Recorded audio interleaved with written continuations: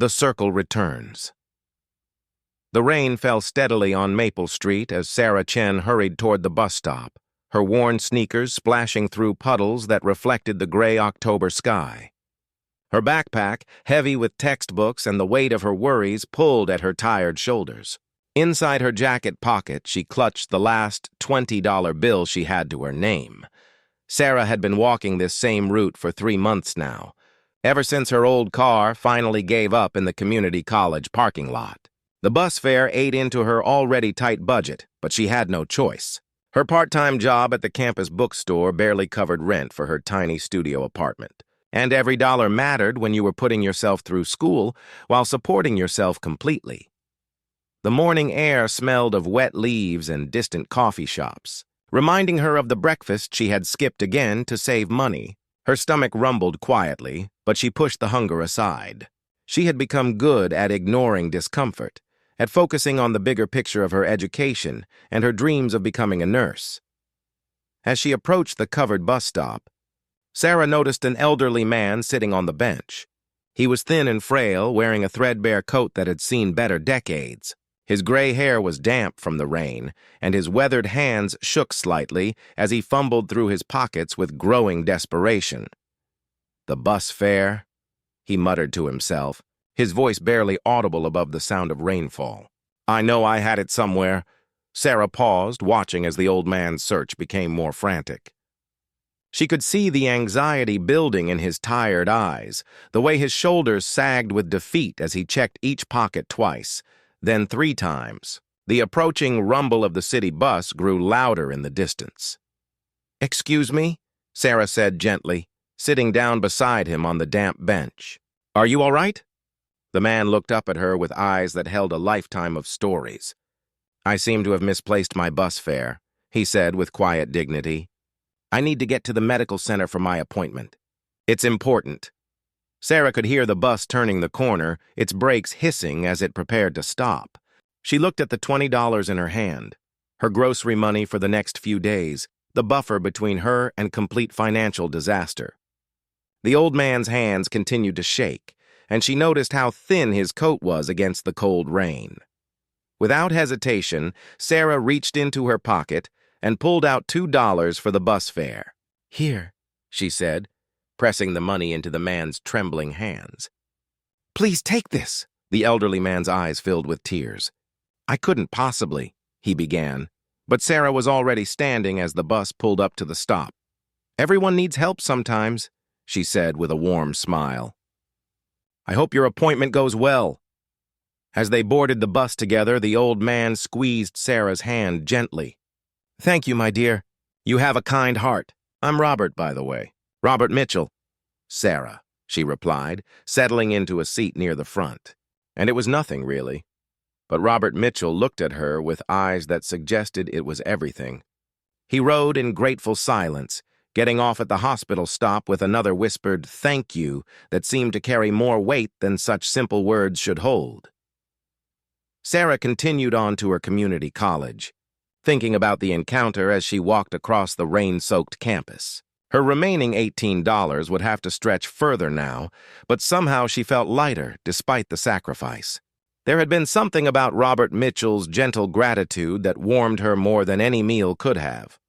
The weeks passed in their usual rhythm of classes, work, and careful budgeting. Sarah often thought about the elderly man, hoping his medical appointment had gone well.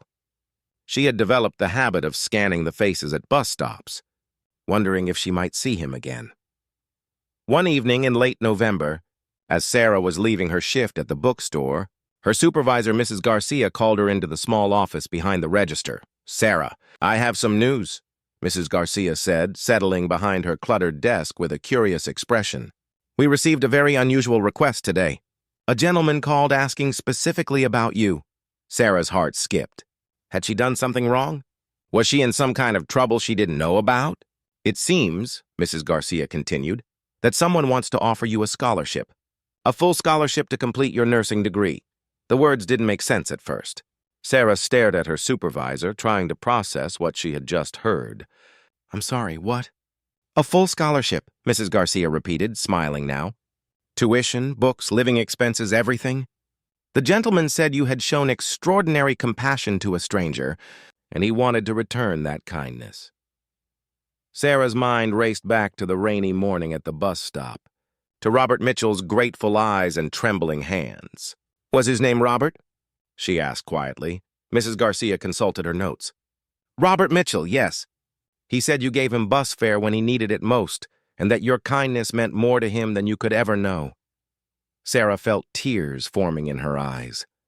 "But I don't understand. How could he afford to offer a scholarship?" "Apparently," Mrs. Garcia said with a widening smile, "Mr. Mitchell is not quite who he appeared to be.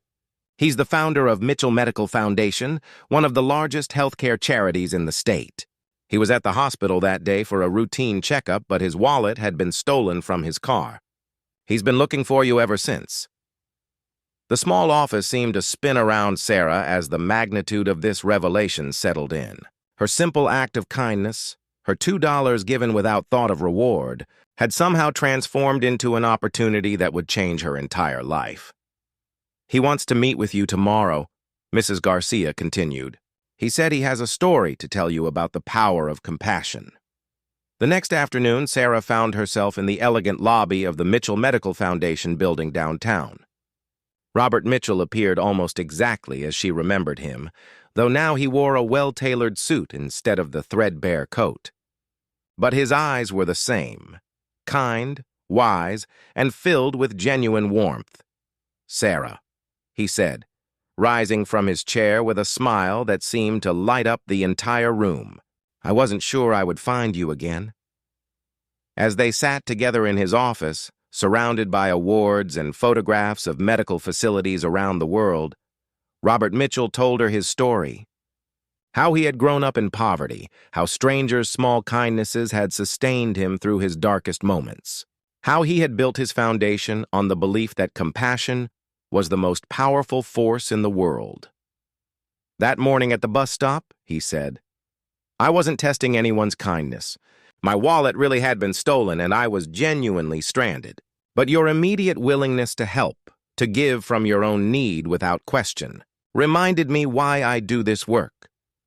Sarah listened in wonder as he explained the scholarship program he had created for students who demonstrated exceptional compassion. "It's not about grades or achievements," he said. "It's about character. It's about recognizing that the people who give when they have little are the ones who will give the most when they have much." As the winter sun set outside his office windows, casting long shadows across the city, Robert Mitchell handed Sarah an envelope containing her scholarship award. But more than the financial support, he gave her something else. The knowledge that her simple act of kindness had created ripples that extended far beyond what she could have imagined. "Your kindness that day didn't just help an old man catch a bus," Robert said as they shook hands goodbye. "It reminded me of who I want to be, of why my foundation exists. Now you'll be able to help others as a nurse, and the circle of compassion continues." Walking out of the building into the crisp evening air, Sarah understood that she had witnessed something profound. Her $20 bill was still stretched thin in her apartment, but her future had expanded in ways that money alone could never buy. The city lights twinkled like stars as she made her way home, knowing that tomorrow would bring new possibilities born from a moment of simple human kindness on a rainy morning at a bus stop. Sometimes the most extraordinary changes in life begin with the most ordinary acts of love.